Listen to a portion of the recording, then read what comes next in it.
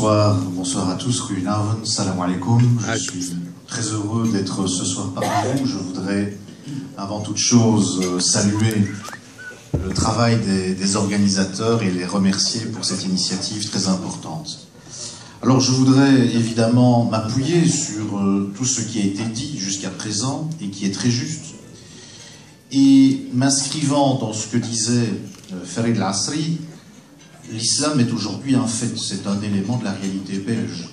Il n'y a pas à porter de jugement moral pour savoir s'il est bien ou s'il est mal de voir la présence de l'islam en Belgique, c'est un fait.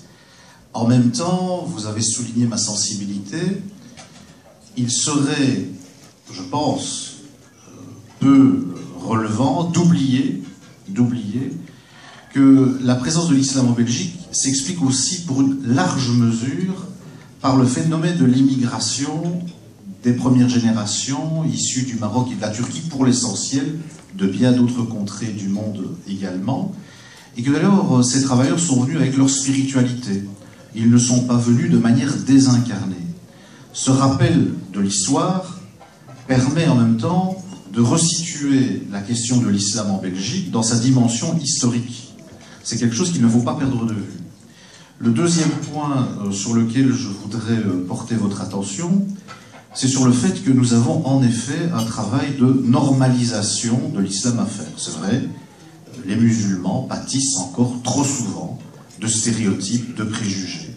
Et là, je voudrais être tout à fait clair, il y a un enjeu fondamental qui est celui de l'islamophobie. Je sais que dans certains milieux, ce mot fait hurler. En même temps, c'est un mot qui a toute sa nécessité et toute sa place dans le lexique que nous mobilisons, tant au niveau de la société civile que de la société politique. Et l'islamophobie, je reprends ici la définition du Centre pour l'égalité des chances, l'islamophobie, ça n'est rien d'autre que le fait de présenter le musulman comme étant une figure qui, par nature, est un danger pour la société. L'islamophobie, ça n'est donc pas interdire le fait de critiquer l'islam. L'islam, depuis qu'il a émergé, fait l'objet de critiques. Mais c'est de désigner le musulman comme un danger par nature. C'est ça l'islamophobie. On n'a pas besoin d'adopter une nouvelle loi. La loi Moureau suffit largement, mais il faut l'appliquer. Autrement dit, il y a la nécessité de rendre effectifs les dispositifs qui permettent de protéger les musulmans contre des formes organisées de rejet. D'un autre côté, il appartient aussi aux musulmans de pouvoir faire œuvre de pédagogie, d'expliquer leur spiritualité, de mieux la faire passer dans la société.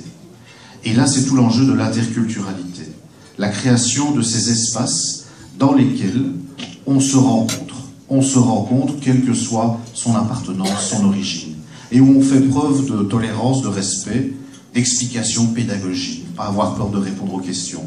Les médias ont évidemment, de ce point de vue, quelque chose de très important, un rôle très important à jouer.